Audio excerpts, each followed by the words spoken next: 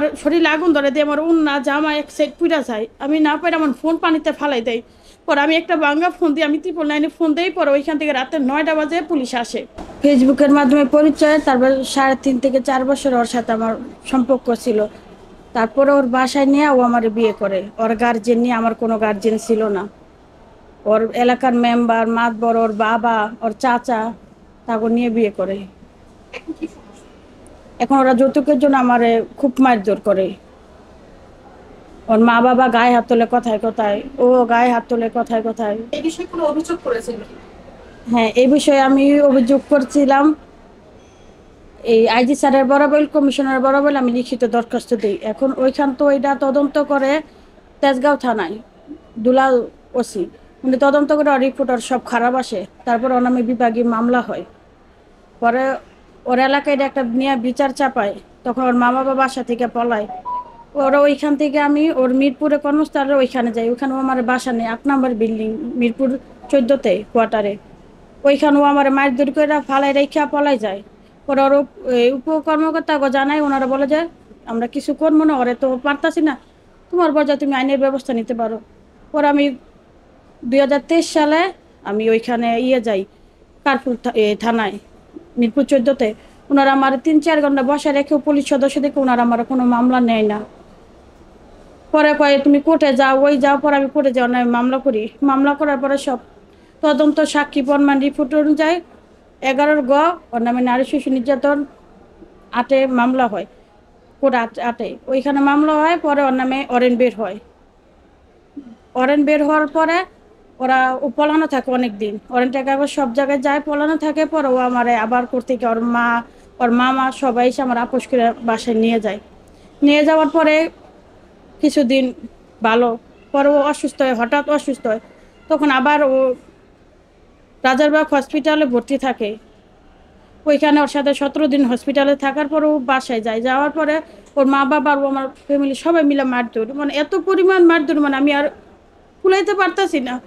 না পাইলে আমি 999 ফোন দিই। মানে ওর ওর ফ্যামিলিটা এত খারাপ, মানে আশেপাশের লোকজন মানে তাকায় দেখে, কেউ আসে না। পরে আমি 999 আমার শরীরে আগুন ধরে দিয়ে আমার উন্না জামা এক সাইড পুড়া যায়। আমি না পারি আমার ফোন পানিতে ফালাই দেয়। পরে আমি একটা ভাঙ্গা ফোন দিয়ে আমি 999 ফোন দিই। পরে ওইখান থেকে রাতে 9টা বাজে পুলিশ আসে। শরীরে তার আগুন ধরে আছে? হ্যাঁ, পুলিশ আসে। আসার পরে ওইখানে ওরা দেখা বলে হচ্ছে এই তুই, তোরা তো মানুষ না, তোর এই ধরনের কাজটা কেমনে করলে, তুই একজন পুলিশ সদস্য হইয়া। আচ্ছা, পুলিশ আসার পরে কি তাদেরকে অ্যারেস্ট করছে? না, পরে ওনারা অ্যারেস্ট করে না, কয় তুমি সকালে এই তোমার এখন বাসায় যেতে হবে। তো আমি বলছি, আমার বাসাতে অনেক দূরে। পরে ওরা মেম্বার বাড়িতে আমার রাইখে আসে যে সকালে তুমি থানায় যাবে। থানায় আমি যাই না। পরে 10টা 10:30 বাজে ওসি আমার ফোন দেয়, দামরাইল থানার ওসি।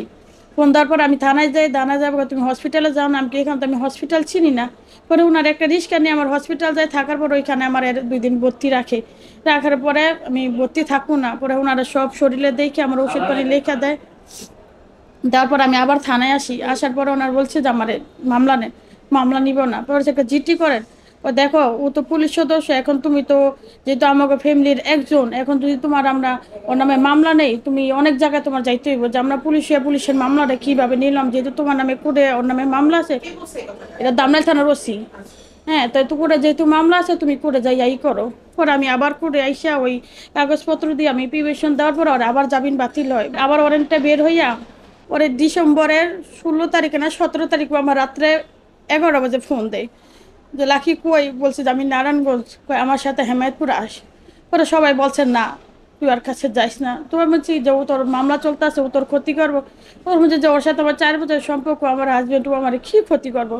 পরে আমি ওর কাছে যাই। যাওয়ার পর ওইখান থেকে ও আমার সায়দাবাদে একটা রুম নিয়ে হোটেলে রাত্রে থাকি। থাকার পরে বলছে যে আমার তো ওইখানে অপারেশনের দিছে, আমার ওইখানে নিয়ে যেতে। ওইখানে থাকার পরে সকালে আমার রাজারবাগ হসপিটালে নিয়ে যায়। পরে ওইখানে থেকে অপারেশন করে মরে ও আমার রাস্তায় ফালাই রেখে মনে করে আবার বাসায় চলে যায়। মানে ওর সাথে আমি 14 দিন হসপিটালে থাকার পর আমার রাস্তায় ফালাই রেখে রাতে 10টা বাজে বাসায় জায়গা। এখন ওরা খুঁজতে আসে পুলিশ। পরে আবার জানুয়ারির 30 তারিখে ও আবার আমার কাছে আসে যে লাকি মামলার তুইলালা, আমি আর এরকম করবো না, তোর সাথে আমি সংসার করবো। পরে ওই সায়দাবাদ একটা হোটেলে 3 দিন থাকে। 3 দিন থাকার পরে 2 তারিখে যাইয়া ও আমার সাথে নিয়ে উকিলের কাছে আমার জামিন নেই। জামিন নিয়ে পরে ওইখান থেকে একটা মানে স্টেম দেয় দিয়া চাকরিতে জয়েন হইব। পরে ওইখান থেকে হ্যাঁ দিয়ে ওইটা যাই বোতর কয়নি এটা দেওয়া তোমার জৈন হইব না, তোমার মামলা খালিশ করে রাইতে হইব। পরে আমার আবার তুলে যায় লাখি যাওনের হয়ে গেছে, আমি আর এরকম করবো না, মামলাটা তুইলা ফেলা।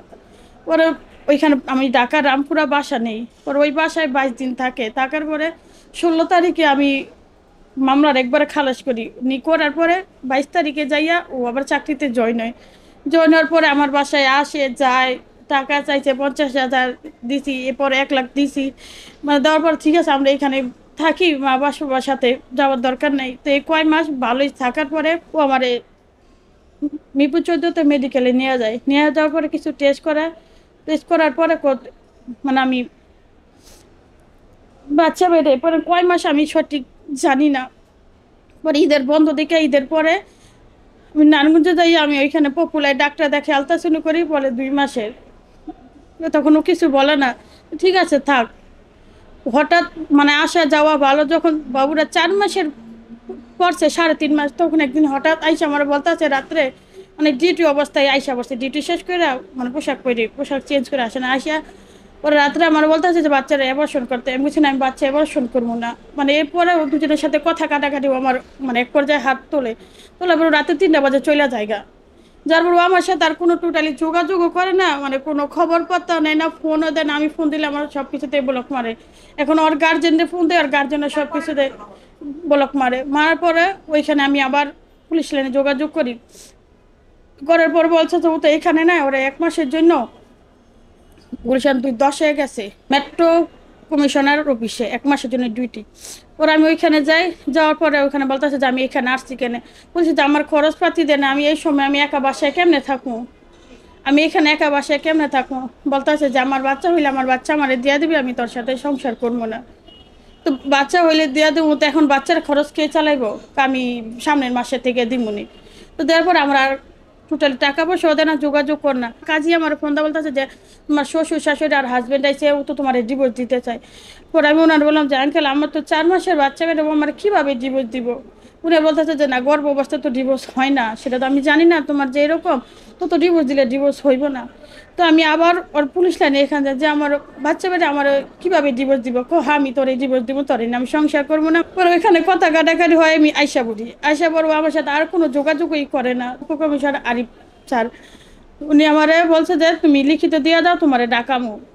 পরে ওনার আমার ফোন দেয়, বলে পরের দিন সকালে 9টা বাজে আমার ওইখানে যাওয়ার জন্য। আমি ওইখানে যাওয়ার পরে উনি আমার কাবিননামা দেখতে চায়, হসপিটালের কাগজপত্র সব কিছু দেখার পর ওরা ডাকায় যে তোর ঘরে নতুন অতিথি আছে, তুই জানাস? হ্যাঁ আমি জানি, আমি কিছুদিন আগে শুনছি, আমি নিজেই ডাক্তারের কাছে নিয়ে গেছিলাম। পরে বলতেছে যে আমি ওর সাথে আমার বনে না, আমি ওর সাথে আমি সংসার করবো না।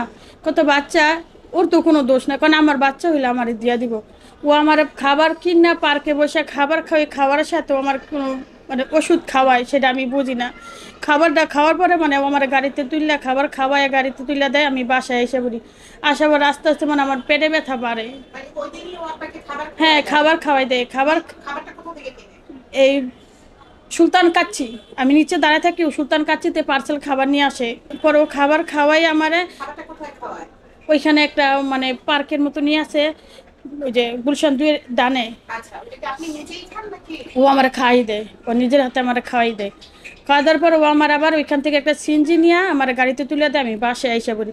আসার পর ও আমার আবার বিকালে ফোন দেয়, মানে 2 দিন যোগাযোগ করে। পরে আমার মানে পেটের যন্ত্রণায় পরে ঈদের 1 সপ্তাহ পর অনেক খারাপ লাগে, অসুস্থ হয়ে যায়।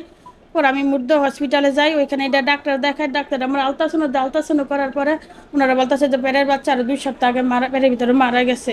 এটা আপনাকে ওষুধ আপনি যে বললেন আপনাকে বিরিয়ানি খাওয়াইছে? হ্যাঁ ও দিনেই মারা গেছে। কত সপ্তাহ পরে ওই যে আপনি হসপিটালে যান, ওটার ডিফারেন্সটা কত সপ্তাহ? 2 সপ্তাহ। ঠিক 2 সপ্তাহ মানে ও আমার খাওয়াইছি ঈদের 1 সপ্তাহ আগে খাবারটা, আমি হসপিটালে যাই ঈদের 1 সপ্তাহ পরে। তো 2 সপ্তাহ, তো ওই ডাক্তারও বলে 2 সপ্তাহ। যাই হোক, এখন আসলে আপনি কি চান?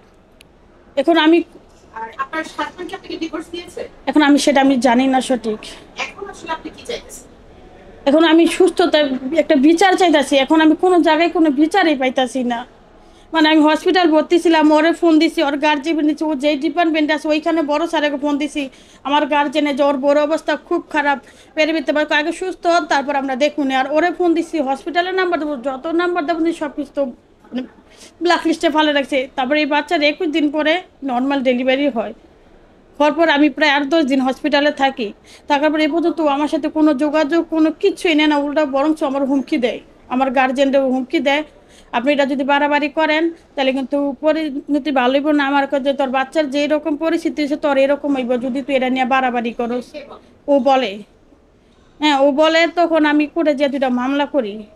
তো একটা মামলা তদন্ত দেয়, এখনো তদন্ত হয়নি। আরেকটা ওয়ারেন্ট বেরোয়েছে, ওইটা ওয়ারেন্টের কাগজটা থানায় গেছে, থানা থেকে ওরে ফোন দিয়ে ওরে মানে জামিন নিচ্ছে। এখন কোনো জায়গায় এখন ওর পুলিশ লাইনেও গেল, ও আমার সাথে কোনো যোগাযোগ নেই। এখন ও বাসায় আগামী গেছে শুক্রবারে, বাসায় 3 তারিখ দিছে, ও বিয়ে করতেছে। এখন এক বউ রাইখা অবস্থায় কীভাবে ও আরেকটা বিয়ে করে? আমি এদের সুস্থতার বিচার পাই, এখন পুলিশ লাইনেও গেল আমি কোনো বিচার পাই না, থানায় গেল কোনো বিচার পাই না, মানে কোনো জায়গা থেকে আমি কোনো বিচার পাইতাছি না।